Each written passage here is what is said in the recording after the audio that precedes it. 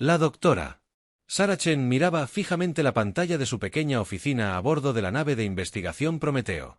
El último mensaje de la colonia Puerta del Edén se reprodujo por 15ª vez esa mañana. La voz pertenecía al Dr. Marcus Ford, el botánico jefe de la colonia. Las muestras de suelo del sector 7 muestran depósitos minerales inusuales.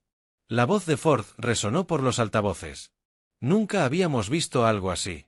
Las plantas crecen más rápido de lo que predijeron nuestros modelos. Mucho más rápido. Es casi como si algo en el suelo las estuviera alimentando. Probablemente deberíamos. El mensaje se cortó. La estática llenó los altavoces durante 3 segundos, luego silencio. Sarah se frotó los ojos cansados. Llevaba 3 días estudiando este mensaje, desde que la autoridad colonial terrana le pidió que investigara la falla de comunicación con la Puerta del Edén. Como una de las principales expertas de la galaxia en entornos alienígenas, solía ayudar a resolver problemas cuando las colonias se enfrentaban a situaciones inusuales. Pero esto se sentía diferente. La Puerta del Edén no era una colonia cualquiera. Era la joya de la corona de la humanidad, hogar de 2,5 millones de personas. El rico suelo del planeta podía producir suficiente comida para alimentar a otras 12 colonias. Sin la Puerta del Edén, millones de personas en todo el espacio pasarían hambre. La computadora de Sarah emitió una llamada entrante. El rostro curtido del almirante Marcus Webb apareció en su pantalla. El viejo militar parecía no haber dormido en días. Dr. Chen, dijo Webb sin saludar, ¿cuál es su análisis de la situación en la Puerta del Edén? Sarah se recostó en su silla. Almirante, he estudiado cada segundo de esa última transmisión. El Dr. Ford parecía sorprendido, quizás incluso emocionado por lo que encontraron. Pero había algo más en su voz. Miedo. Tal vez como si se hubiera dado cuenta de algo importante justo antes de que terminara la transmisión. ¿Alguna teoría sobre la causa de la interrupción de la comunicación? Ese es el problema, dijo Sarah. La Puerta del Edén usa comunicadores de entrelazamiento cuántico. Esa tecnología nunca ha fallado. Ni una sola vez en más de 100 años de uso. El enlace cuántico debería funcionar incluso si todo el planeta se quedara sin energía. La expresión de Webb se ensombreció. Hemos enviado 3 drones mensajeros a la Puerta del Edén. Ninguno ha regresado. Eso tampoco había sucedido antes. Sarah sintió un escalofrío. Los drones mensajeros eran casi indestructibles. Estaban diseñados para sobrevivir a impactos de asteroides y erupciones solares. Perder uno era inusual. Perder 3 era imposible. Almirante, ¿cuánto tiempo ha pasado desde la última comunicación? 17 días, respondió Webb. La autoridad colonial se está poniendo nerviosa. Se suponía que la Puerta del Edén enviaría una cosecha masiva de alimentos a las colonias exteriores la semana que viene. Si eso no sucede, tendremos problemas de suministro en un mes. Sarah asintió. Entendía el panorama general. La Puerta del Edén no solo era importante por su producción de alimentos. La colonia se encontraba en una encrucijada hiperespacial crucial. Las naves que viajaban a 6 sistemas estelares diferentes debían atravesar el espacio de la Puerta del Edén. Si algo le hubiera sucedido a la colonia, podría afectar toda la expansión humana en esa región. Necesito ver ese planeta, dijo Sarah. Lo que haya sucedido allí, no puedo descifrarlo con un mensaje de 3 segundos. Esperaba que dijeras eso, respondió Webb. Estoy reuniendo un equipo de reconocimiento rápido. La capitana Elena Vázquez liderará la misión. Su nave, la Niktauk, es la más rápida de la flota. Llegarán a la Puerta del Edén en 4 días. Sarah comenzó a empacar su equipo de inmediato. Como xenoarqueóloga, se especializaba en el estudio de civilizaciones y entornos alienígenas. Había explorado docenas de mundos muertos, descubierto antiguas ciudades alienígenas y resuelto misterios que habían intrigado a los científicos durante décadas. Pero nunca había investigado la desaparición de una colonia humana completa. El Halcón Nocturno era una elegante nave de exploración militar diseñada para la velocidad y el sigilo. La capitana Vázquez era una mujer de unos 40 años, de cabello corto y negro, y ojos marrones intensos. Había servido en la Armada Terrana durante 20 años y había participado en varios conflictos fronterizos con especies alienígenas hostiles. Dra. Chen, dijo Vázquez mientras se preparaban para partir. He leído su expediente. Ya se ha enfrentado a entornos alienígenas peligrosos, pero quiero que entienda algo. No sabemos a dónde nos dirigimos. ¿Qué pasó con la Puerta del Edén? Era lo suficientemente potente como para silenciar a 2,5 millones de personas de la noche a la mañana. Entiendo los riesgos, respondió la capitana Sara. Pero necesitamos respuestas, y ahora mismo probablemente soy la mejor oportunidad de la humanidad para encontrarlas. El viaje de 4 días a la Puerta del Edén transcurrió lentamente. Sara dedicó la mayor parte del tiempo a estudiar todo lo conocido sobre el planeta. La Puerta del Edén era un mundo ajardinado con condiciones perfectas para la vida humana. La atmósfera era limpia, la gravedad era cómoda y el suelo increíblemente fértil. El planeta había sido estudiado 3 veces antes de la colonización, y no se habían encontrado señales de vida inteligente, pero mientras Sara leía los estudios geológicos, algo la inquietó. La composición mineral del planeta era inusual. Los escaneos profundos mostraron vastos sistemas de cuevas que se extendían muy por debajo de la superficie. El estudio. Los marineros habían observado estas cuevas, pero no las habían explorado. Eran demasiado profundas y peligrosas para el equipo de reconocimiento de la época. Al tercer día de viaje, la capitana Vázquez recibió un mensaje urgente del almirante Webb. Llamó a Sara al puente de inmediato. «DRA. Chen, tiene que ver esto», dijo Vázquez. Estaba pálida. En la pantalla principal se veía una transmisión en vivo desde una nave de rescate cerca del límite del espacio de la Puerta del Edén. Habían encontrado una cápsula de escape a la deriva en la oscuridad entre las estrellas. La cápsula estaba gravemente dañada, con el casco marcado por algo que parecían quemaduras de ácido. «Hay alguien vivo dentro», dijo Vázquez. «Apenas con vida, pero respirando». Sara observó cómo el equipo de rescate abría la cápsula. Dentro había un hombre de unos 30 años, inconsciente y cubierto de extrañas quemaduras. Su uniforme de la autoridad colonial lo identificaba como el Dr. James Morrison, geólogo de la Puerta del Edén. El equipo de rescate subió a Morrison a bordo de su nave y comenzó el tratamiento médico de emergencia. Cuando finalmente recuperó el conocimiento 12 horas después, sus primeras palabras le helaron la sangre a Sara. «Los devoradores», susurró Morrison con los labios agrietados. «Vinieron de debajo de la tierra. Nunca los vimos venir. Se los llevaron a todos. Todos menos yo». El equipo médico sedó a Morrison antes de que pudiera decir más, pero sus palabras ya se habían propagado entre la tripulación de la nave de rescate y habían llegado al cuartel general del almirante Webb. «Devoradores y bajo tierra». Estas frases perseguirían a Sara durante el resto del viaje a la Puerta del Edén. Cuando el halcón nocturno finalmente salió del hiperespacio en el límite del sistema de la Puerta del Edén, Sara sintió que se le encogía el corazón. El planeta parecía normal desde el espacio, verde, azul y hermoso. Pero no había naves en órbita, ni estaciones espaciales, ni señales del intenso tráfico espacial que debería rodear a un importante mundo colonial. «Buscando señales de vida», informó el teniente Torres desde la estación de sensores. «No detecto nada. No hay señales de vida humana en la superficie». «Eso es imposible», dijo Vázquez. 2,5 millones de personas no desaparecen así como así. Pero a medida que el halcón nocturno se acercaba al planeta, la verdad se hizo innegable. Las plataformas orbitales estaban vacías y a la deriva. Los satélites de comunicación estaban en silencio. El planeta que había sido el mayor éxito de la humanidad se había convertido en una tumba. Sara contempló el hermoso mundo que se extendía a sus pies y pensó en las aterrorizadas palabras del Dr. Morrison. Algo había emergido de la tierra fértil de las puertas del Edén. Algo que se hacía llamar los devoradores, y en cuestión de días, quizá horas, habían borrado toda una civilización humana. «Capitán», dijo Sara en voz baja. «Tenemos que llegar allí. Pase lo que pase con esa gente, las respuestas están en ese planeta». Vázquez asintió con tristeza. «Prepárense para la aproximación planetaria, y que Dios nos ayude a todos». El halcón nocturno aterrizó en la plaza principal de Nueva Ginebra, las puertas del Edén, su capital.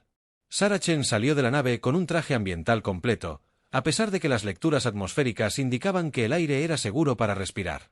Algo en el silencio la hacía desear toda la protección posible. La ciudad parecía perfecta, demasiado perfecta. Los edificios permanecían intactos, sus ventanas limpias e intactas. Los jardines florecían con flores a todo color. Los sistemas automatizados seguían regando las plantas y limpiando las calles. Pero no había gente por ninguna parte. El capitán Vázquez guiaba a un equipo de 6 marines por las calles vacías. Sus botas resonaban en los edificios mientras avanzaban hacia el centro administrativo de la colonia. Sara lo seguía de cerca, con sus instrumentos científicos escaneando todo a su alrededor. Esto está mal, murmuró el sargento Rodríguez, uno de los marines. ¿Dónde están los cuerpos? ¿Dónde están las señales de lucha? Parece que todos simplemente se marcharon. Sara volvió a comprobar sus lecturas. Los instrumentos no detectaron rastros de armas químicas, radiación ni contaminación biológica. Fuera lo que fuese lo que había sucedido allí, no había implicado una guerra convencional. Llegaron al edificio administrativo y encontraron las puertas abiertas. Dentro, las terminales de las computadoras aún brillaban con pantallas activas. Había tazas de café sobre escritorios, todavía medio llenas. Un juguete de niño yacía en el suelo cerca de la recepción, como si se hubiera caído en medio de un juego. El capitán llamó al teniente Torres desde la sala de comunicaciones. «Tienes que ver esto». El centro de comunicaciones parecía como si alguien se hubiera ido a mitad de enviar un mensaje. Varias pantallas mostraban informes a medio terminar y transferencias de datos, pero una pantalla captó la atención de Sara de inmediato. Mostraba un mapa geológico de los alrededores de Nueva Ginebra con docenas de marcadores rojos de advertencia dispersos. Estos marcadores no estaban en los planos originales de la ciudad, dijo Sara, estudiando el mapa. Alguien los añadió recientemente. Mira las fechas. Todas son del último mes, antes de que la colonia se silenciara. El capitán Vázquez examinó los marcadores más de cerca. Todos marcan anomalías subterráneas, cuevas, túneles, algo bajo la superficie. Sara buscó los datos geológicos de cada marcador. Lo que encontró le revolvió el estómago. Todos los marcadores mostraban lo mismo.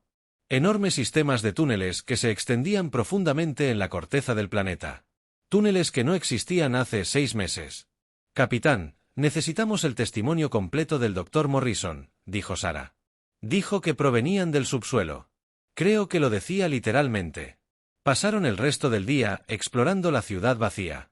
Cada edificio contaba la misma historia. La vida normal se interrumpió repentinamente. Comidas cocinadas en estufas. Deberes de los niños esparcidos en las mesas de la cocina. Camas con sábanas aún calientes al tacto, como si la gente acabara de levantarse. Pero mientras exploraban, Sara empezó a notar otros detalles. Arañazos en algunas paredes, demasiado profundos y regulares para ser daños aleatorios. Extraños agujeros en el suelo, perfectamente circulares, que se extendían directamente hacia abajo, más allá del alcance de sus luces. Y lo más inquietante de todo, un olor dulce en el aire que le recordó a flores, pero la hizo sentir un poco mareada. Al segundo día, ampliaron su búsqueda a las tierras de cultivo de las afueras de la ciudad. Allí era donde la Puerta del Edén había cultivado los alimentos que alimentaban a millones de personas en todo el espacio. Los cultivos seguían creciendo en hileras perfectas, pero algo andaba mal. El Dr. Chen llamó al cabo Kim desde el otro lado de un campo de trigo. «Tienes que ver esto». Sara corrió hacia donde estaba Kim. A sus pies había un agujero en el suelo de unos 3 metros de ancho. Los bordes eran lisos, como si algo hubiera derretido la tierra en lugar de excavarla. El agujero descendía en ángulo hacia la oscuridad. «Hay docenas de ellos», dijo Kim, señalando al otro lado del campo. «Quizás cientos. Están por todas partes». Sara activó la linterna frontal de su traje y miró hacia el interior del agujero. La luz reveló paredes lisas que se curvaban hacia las profundidades.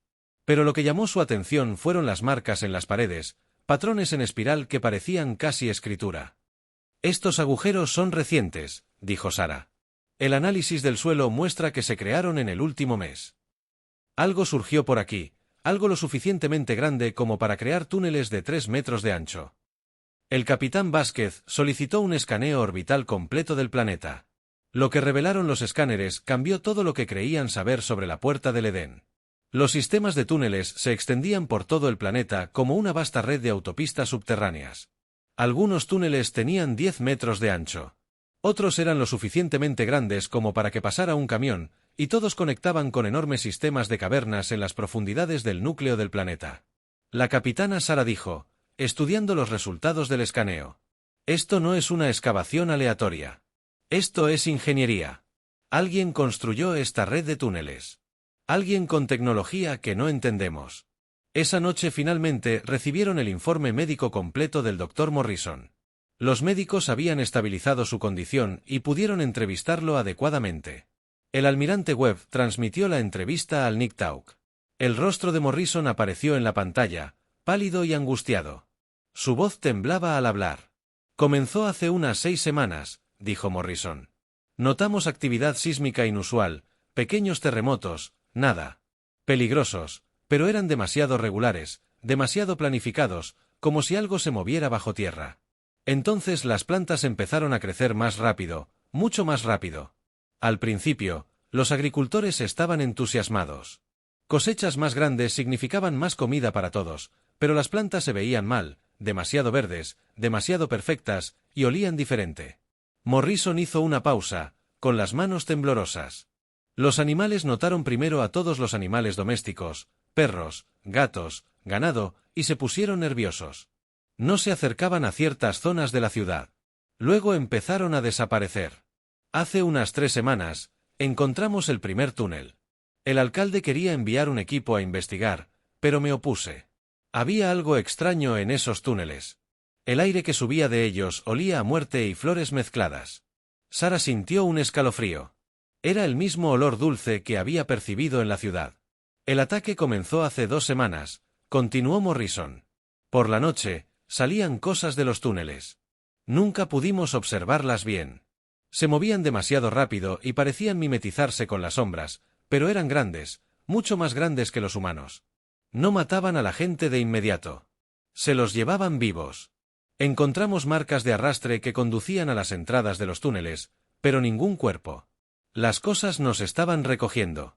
La voz de Morrison se quebró. Estaba en el laboratorio de geología cuando llegó el ataque final. Atacaron toda la ciudad a la vez, saliendo de túneles bajo cada edificio. Cientos de ellos, tal vez miles. Se movían como si estuvieran conectados, como si compartieran una sola mente. Me escondí en el refugio de emergencia del laboratorio. Podía oír a la gente gritar afuera, pero los sonidos se desvanecieron rápidamente. Demasiado rápido. Cuando finalmente salí 12 horas después, la ciudad estaba vacía. Todos se habían ido. Cada persona. Morrison miró directamente a la cámara. Estas cosas, estos devoradores, han estado viviendo bajo nuestros pies quién sabe cuánto tiempo. Construimos nuestra colonia justo encima de su territorio, y ahora están despiertos. Sara estudió los escaneos del túnel de nuevo, viéndolos en una nueva luz.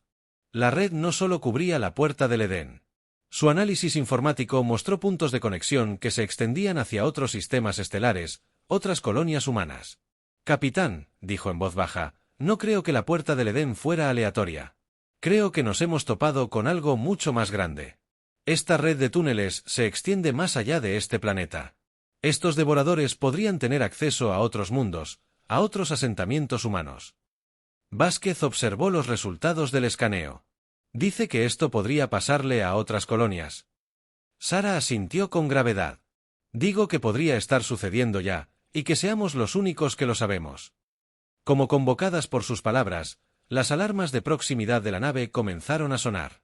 Algo se elevaba desde la superficie del planeta. Algo lo suficientemente grande como para aparecer en sus escáneres desde la órbita. A través de las ventanas, pudieron ver formas que emergían de las aberturas de los túneles esparcidas por el paisaje. Formas oscuras que se movían con propósito e inteligencia. Los devoradores estaban despiertos y sabían que los humanos habían regresado. El almirante Marcus Webb se encontraba ante la sesión de emergencia del alto mando terrano, el más poderosos líderes militares y políticos en el espacio humano. La pantalla holográfica a sus espaldas mostraba la red de túneles bajo la puerta del Edén en toda su aterradora complejidad. Representantes de 57 colonias y 12 gobiernos corporativos observaban en un silencio atónito. Damas y caballeros, comenzó Webb con voz firme, a pesar de la magnitud de lo que estaba a punto de revelar. Todo lo que creíamos saber sobre nuestra expansión en esta región de la galaxia era erróneo. Los datos del Dr. Chen y el Capitán Vázquez habían llegado hacía apenas 6 horas. Desde entonces, Webb y su equipo habían trabajado frenéticamente para analizar las implicaciones. Lo que encontraron fue peor de lo que nadie hubiera imaginado. La especie a la que llamó el Dr. Morrison. Los devoradores parecen ser una antigua civilización que ha permanecido latente bajo la superficie de múltiples mundos. Webb continuó, nuestro análisis sugiere que podrían haber estado durmiendo durante miles, posiblemente millones de años.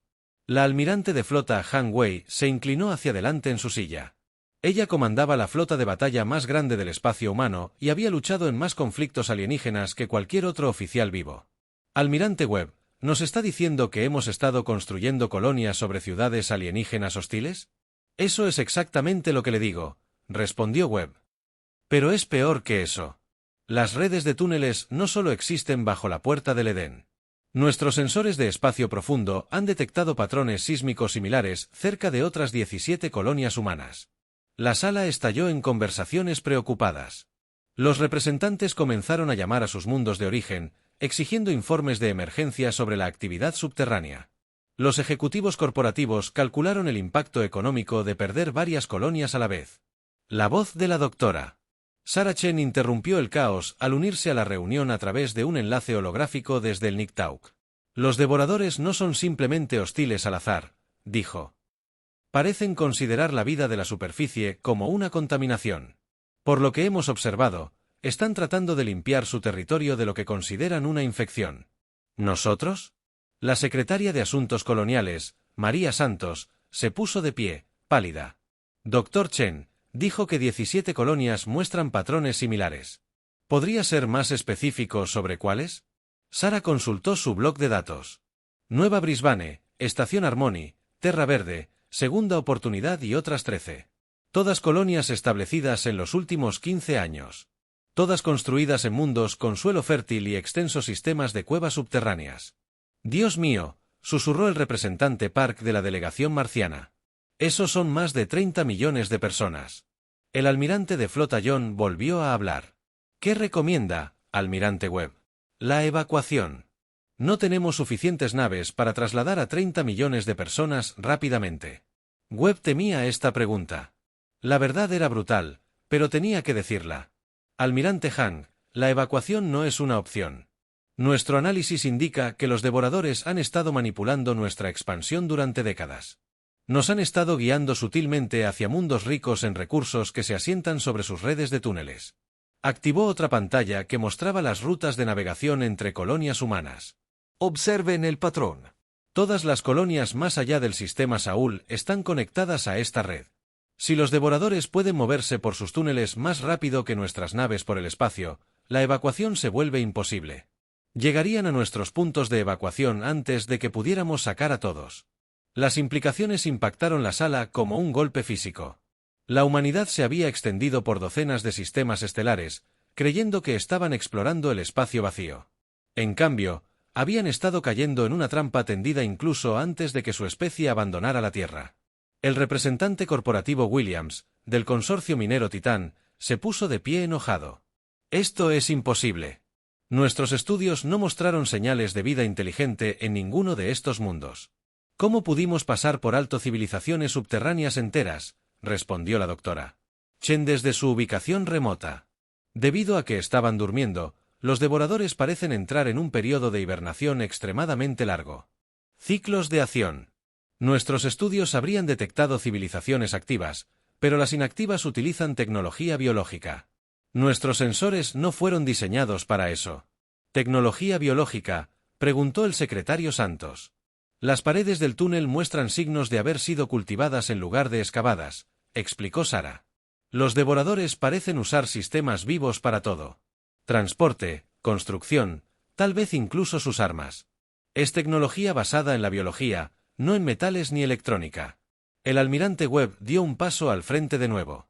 Esto me lleva a mi recomendación. No podemos evacuar. No podemos negociar con una especie que considera nuestra existencia como contaminación. Solo nos queda una opción. La sala quedó en silencio. Todos sabían lo que iba a decir, pero nadie quería oírlo. Movilizamos todo, dijo Webb. Todas las naves con capacidad de combate en el espacio tripulado, naves militares, naves civiles reconvertidas, plataformas de defensa orbital, prototipos experimentales, todo lo que pueda montar un arma y sobrevivir a la flota de tránsito hiperespacial. El almirante Jian lo miró fijamente. Marcus, estás hablando de la mayor movilización militar de la historia de la humanidad. El impacto económico por sí solo destruiría docenas de colonias. La alternativa es la extinción, respondió Webb sin rodeos.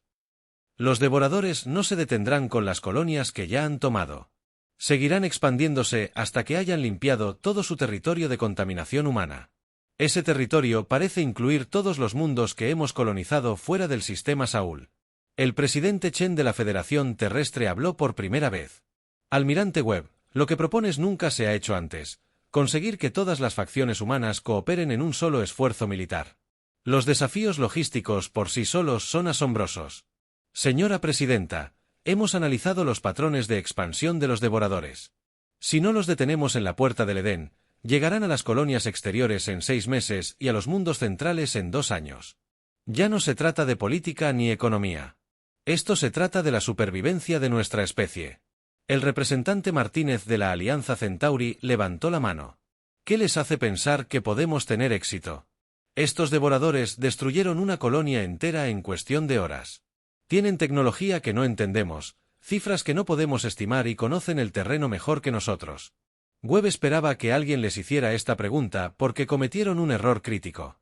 Llevan tanto tiempo escondidos bajo tierra que han olvidado cómo luchan los habitantes de la superficie. Esperan que seamos presas fáciles, como los colonos que han estado cosechando. No conocen la terquedad humana. Y lo que es más importante, continuó, el análisis del Dr. Chen sugiere que su tecnología biológica tiene debilidades. Los sistemas que crecen y se adaptan también pueden envenenarse, infectarse o volverse contra sí mismos. Tenemos armas que nunca antes habían encontrado. La diarrea.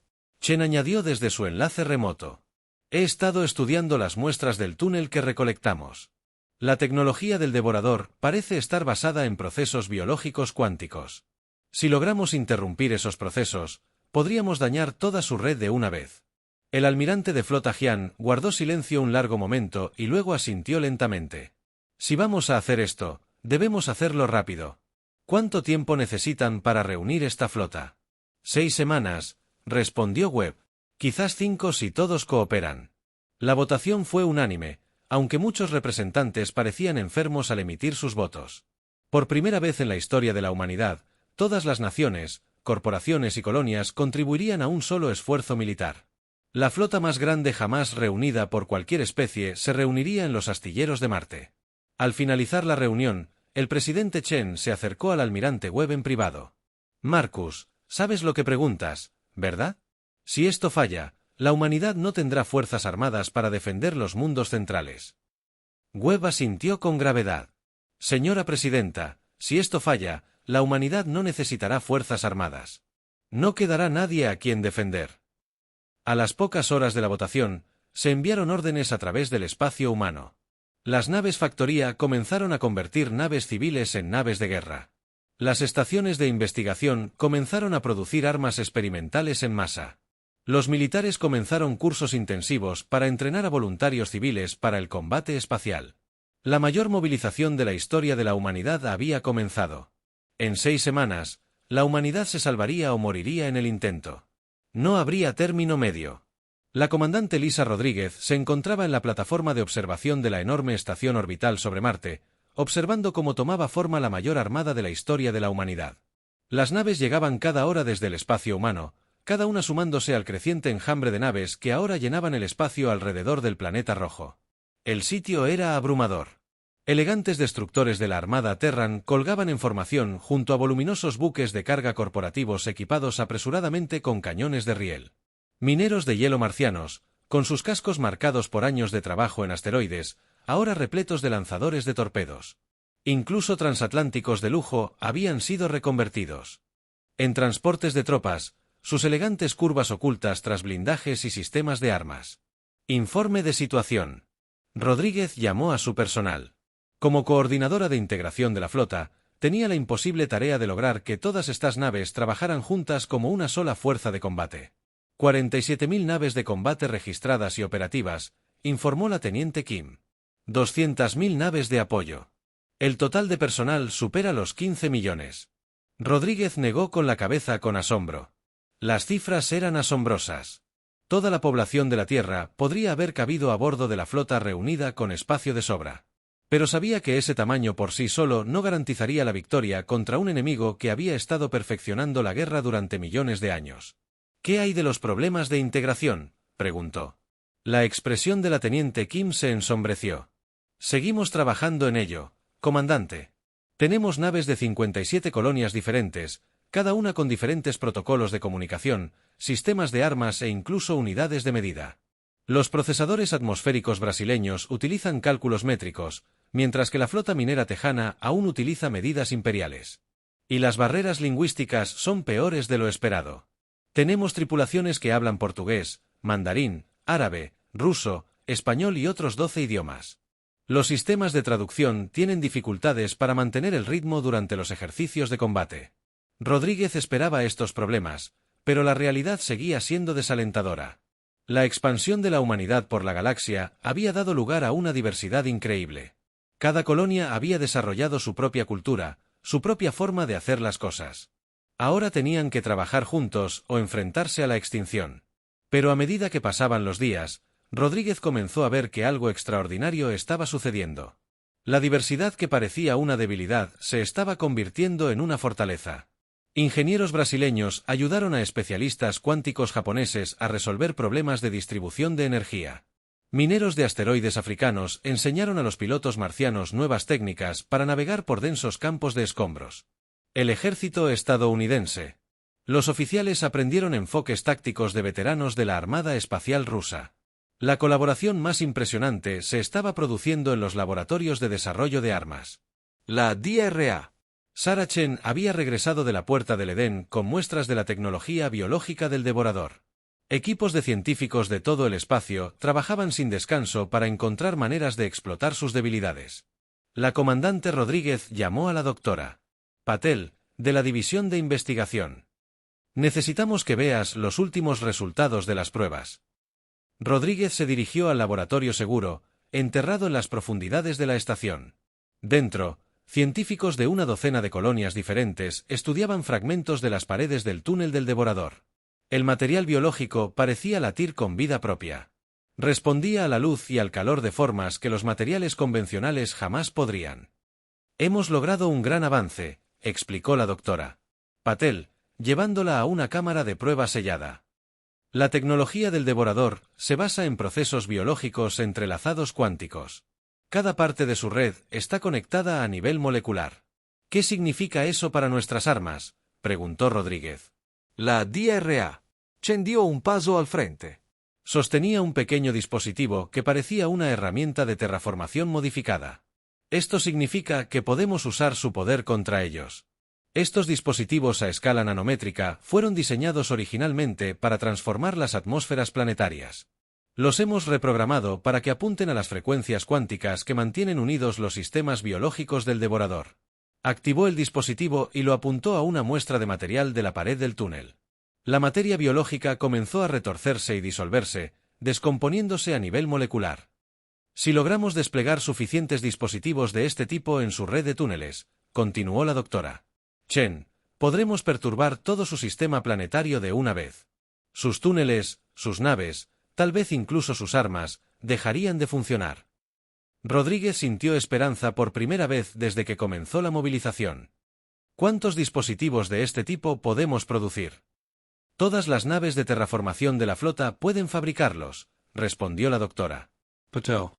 Hablamos de millones de dispositivos, quizás decenas de millones, suficientes para atacar cualquier instalación del devorador que encontremos. Mientras los científicos trabajaban en las armas, Rodríguez se centró en el enorme desafío logístico de coordinar la flota. Los sistemas de comunicación debían estandarizarse. Las cadenas de suministro debían establecerse. Y lo más importante, las estructuras de mando, tan dispares, debían integrarse en algo parecido a un orden militar. El almirante Webb llegó de la Tierra para tomar el mando de la flota 2 semanas antes de la salida programada. Parecía mayor de lo que Rodríguez recordaba. El peso de la supervivencia de la humanidad claramente estaba pasando factura, pero sus ojos aún reflejaban la determinación que había convencido al alto mando a intentar esta misión imposible. El comandante Rodríguez Webb dijo mientras recorría los preparativos de la flota: ¿Cuál es su evaluación de nuestra preparación? Honestamente, almirante, somos un desastre. La mitad de nuestras naves no se pueden comunicar correctamente con la otra mitad. Nuestros sistemas de armas son completamente incompatibles y estamos pidiendo a las tripulaciones civiles que lo hagan. Para participar en la peor batalla de la historia de la humanidad. Webb asintió. Y aún así. Rodríguez sonrió levemente.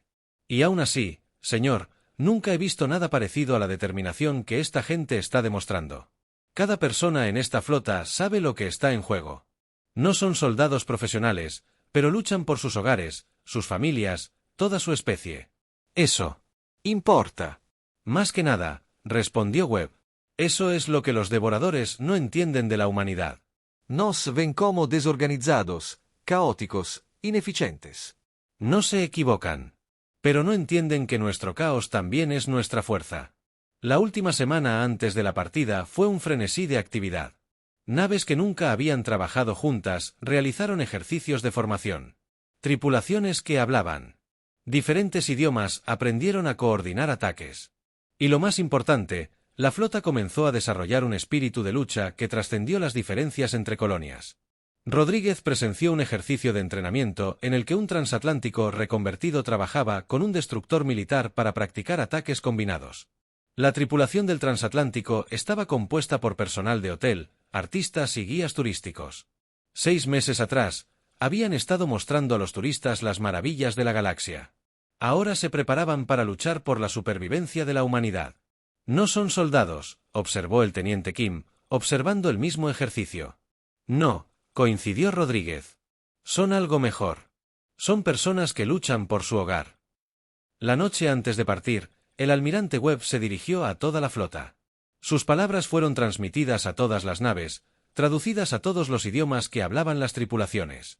Mañana viajaremos a la Puerta del Edén para enfrentarnos a un enemigo que considera nuestra propia existencia como contaminación, comenzó Webb. Creen que somos débiles porque somos diferentes. Creen que estamos desorganizados porque no todos pensamos igual. Creen que somos presa fácil porque no hemos perfeccionado la guerra durante millones de años. Se equivocan en todo. Nuestras diferencias nos hacen impredecibles. Nuestra diversidad nos brinda más maneras de resolver problemas de las que cualquier mente podría imaginar. Y nuestra determinación de proteger lo que amamos nos hace más peligrosos que cualquier máquina de matar perfecta. Los devoradores querían limpiar su territorio de contaminación. Mañana les mostraremos qué sucede cuando la contaminación contraataca. Cuando la flota finalmente se reunió para partir, el sitio superó cualquier cosa en la historia de la humanidad. 47,000 naves de combate se formaron en formaciones de ataque que se extendían a lo largo de millones de kilómetros de espacio. Las naves de apoyo crearon líneas de suministro que parecían ríos de metal fluyendo entre las estrellas. La masa combinada de la flota era tan enorme que su salto hiperespacial creó anomalías gravitacionales visibles desde 3 sistemas estelares de distancia. Cuando emergieran en el espacio normal cerca de la Puerta del Edén, los devoradores sabrían que la humanidad no había llegado como víctimas, sino como un ejército. Rodríguez estaba de pie en el puente de la nave de mando de la flota mientras comenzaba la cuenta regresiva del salto final. A su alrededor, decenas de miles de naves se preparaban para cruzar el espacio hacia la mayor batalla de la humanidad. Todas las naves, listas para el tránsito hiperespacial, anunció el oficial de comunicaciones. El almirante Webb observó a la flota reunida por última vez. Señalen a todas las naves. Ejecuten. Salten. Las estrellas desaparecieron mientras la mayor armada de la humanidad saltaba hacia su destino. La flota humana emergió del hiperespacio para encontrar la Puerta del Edén transformada en una pesadilla. La superficie del planeta se retorcía con el movimiento mientras enormes naves biológicas emergían de las aberturas de los túneles como anticuerpos respondiendo a una infección. Los devoradores habían estado esperando. El almirante Webb se encontraba en el puente de la nave de mando Defiance, observando cómo las pantallas tácticas se actualizaban con los contactos enemigos. Las cifras eran asombrosas. Miles de bionaves pululaban por el planeta, sus cascos vivientes latiendo con un ritmo alienígena que le revolvía el estómago. Todas las naves, puestos de batalla, ordenó Webb. Sus palabras se transmitieron por toda la flota en docenas de idiomas, llegando a tripulaciones que nunca habían visto combate y a veteranos de 100 batallas. Recuerden, nuestro objetivo no es solo ganar esta batalla. Necesitamos destruir su red planetaria por completo. La primera oleada de devoradores atacó antes de que la flota humana terminara de formar líneas de batalla. Las bionaves se movían de forma diferente a cualquier cosa que los pilotos humanos hubieran visto jamás. Fluían por el espacio como criaturas vivientes nadando en el agua, sus movimientos coordinados con perfecta precisión. La capitana María Santos, al mando de la manada del titán congelador de hielo convertido, observó con horror cómo una bionave simplemente se desvanecía a través de su fuego defensivo. El casco de la criatura pareció moverse y fluir alrededor de los proyectiles entrantes, absorbiendo el daño y continuando su ataque.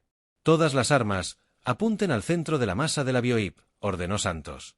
Pero al disparar sus cañones de riel, la bionave se dividió en 3 naves más pequeñas, cada una atacando desde un ángulo diferente. La batalla se convirtió rápidamente en un caos. Las bionaves del devorador podían cambiar de forma, dividirse, arte, e incluso se fusionaban durante el combate. Sus cascos vivientes regeneraban el daño más rápido de lo que las armas convencionales podían infligirlo.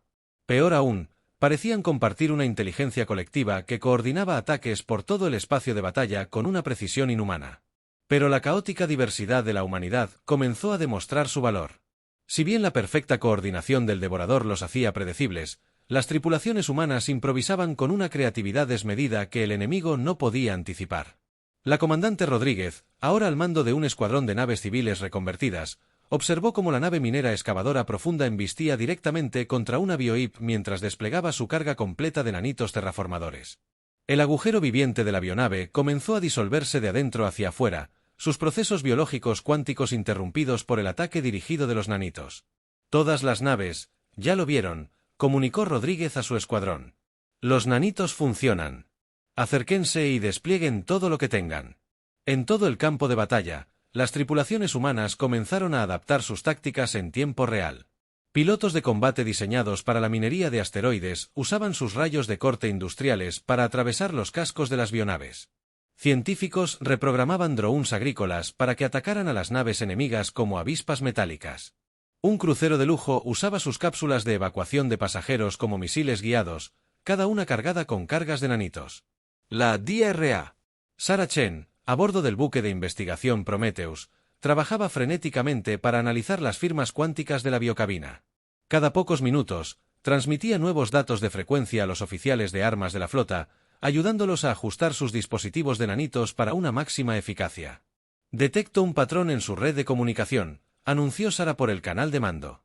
Todas las bionaves están conectadas a algo en lo profundo del núcleo del planeta. Si logramos interrumpir ese nodo central, podríamos desactivar su coordinación. El almirante Webb estudió la situación táctica. La flota humana se mantenía firme, pero a duras penas. Estaban perdiendo naves a mayor velocidad de la que podían destruir las bionaves, y más devoradores seguían emergiendo de la superficie del planeta. El nuevo objetivo del escuadrón de bombarderos, ordenó Webb. Olvídense de las bionaves. Vamos a por el planeta mismo. El ataque de los bombarderos fue la humanidad en su faceta más temeraria y creativa.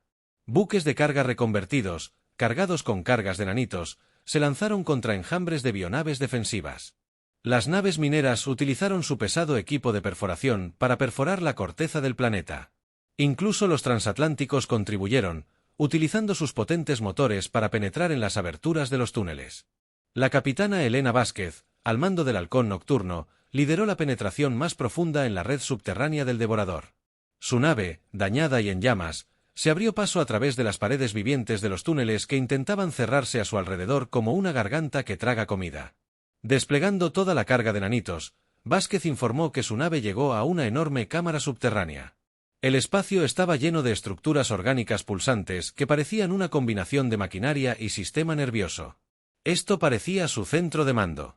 Los nanitos se extendieron por la cámara como una niebla mortal, apuntando las frecuencias cuánticas que mantenían unida la tecnología biológica del devorador. El efecto fue inmediato y devastador.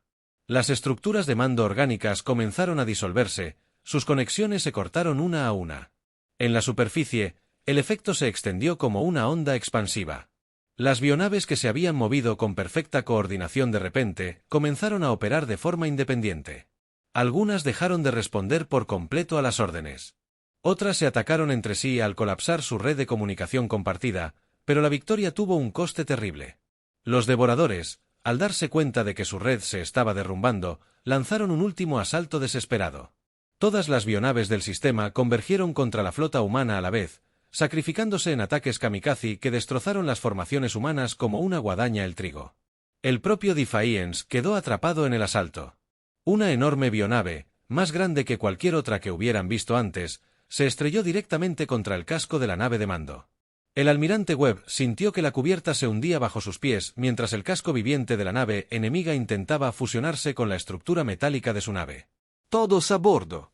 Nave abandonada, ordenó Webb, pero permaneció en el puente, coordinando el asalto final de la flota, incluso mientras su nave moría a su alrededor. El comandante Rodríguez, a bordo del crucero averiado Nueva Esperanza, asumió el mando de la flota cuando la batalla llegó a su clímax.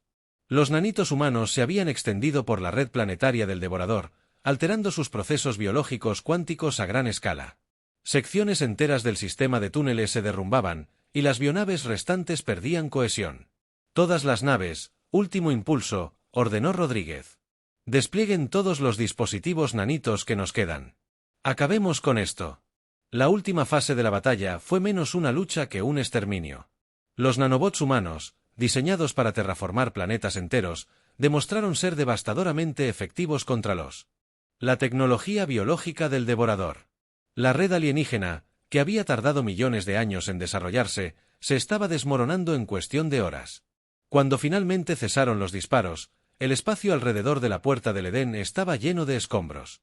Biohips rotas flotaban como ballenas muertas, con sus cascos finalmente inmóviles. Naves humanas, muchas apenas funcionales, avanzaban con dificultad entre los restos en busca de supervivientes. El coste había sido abrumador.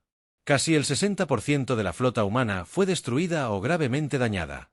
8 millones de personas murieron, incluyendo al almirante Webb y miles de otros héroes que dieron su vida para salvar a su especie.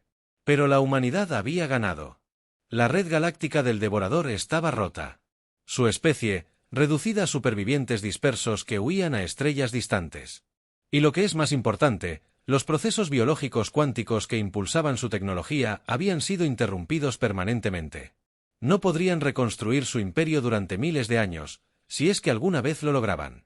6 meses después de la batalla, el comandante Rodríguez, ahora ascendido a almirante, se encontraba en la reconstruida capital de la Puerta del Edén. La colonia volvía a prosperar. Sus nuevos edificios se habían construido con biotecnología devoradora adaptada, que los científicos humanos habían aprendido a controlar. El muro conmemorativo enumeraba 8 millones de nombres, cada uno representando a una persona que murió para preservar el futuro de la humanidad. Los niños jugaban en jardines cultivados con biotecnología que una vez amenazó con destruir su especie. La ironía no pasó desapercibida para nadie. El almirante Rodríguez llamó a la doctora Sarah Chen, que se acercaba con un bloc de datos lleno de notas de investigación. El análisis preliminar de la tecnología devoradora estaba completo. Las aplicaciones superaban cualquier cosa que imagináramos. Viajes más rápidos que la luz sin hiperespacio. Fabricación biológica capaz de producir cualquier cosa que necesitemos, incluso el potencial de prolongar la vida humana. Rodríguez asintió, pero su atención permaneció fija en el muro conmemorativo. 8 millones de personas murieron para darnos acceso a esta tecnología. Espero que seamos dignos de su sacrificio. Demostramos nuestra valía durante la batalla, respondió Sarah. Los devoradores creían que solo éramos contaminación que debía ser purificada. Tenían tecnología perfecta, coordinación perfecta, unidad perfecta, pero no entendían lo único que hace especial a la humanidad. ¿Qué es eso? Sarah señaló la ciudad reconstruida, donde personas de docenas de colonias diferentes trabajan juntas para construir algo nuevo. Somos más fuertes porque somos diferentes. Nuestro caos, nuestra diversidad, nuestra obstinada negativa a rendirnos. Eso es lo que nos salvó. Rodríguez miró al cielo, donde naves humanas patrullaban el espacio que una vez estuvo gobernado por un antiguo imperio alienígena. La humanidad se había enfrentado a la extinción y había sobrevivido, más que sobrevivido. Habían evolucionado. La especie que emergió de la batalla de la Puerta del Edén había cambiado radicalmente. Habían aprendido que la galaxia no estaba vacía, que antiguos poderes dormían bajo mundos aparentemente inocentes y que la supervivencia a veces requería la movilización completa de toda una civilización. Pero también habían aprendido que su mayor debilidad, su incapacidad para ponerse de acuerdo en nada, era también su mayor fortaleza. Unida por la necesidad, la diversidad de la humanidad la hacía impredecible, creativa y, en última instancia, imparable.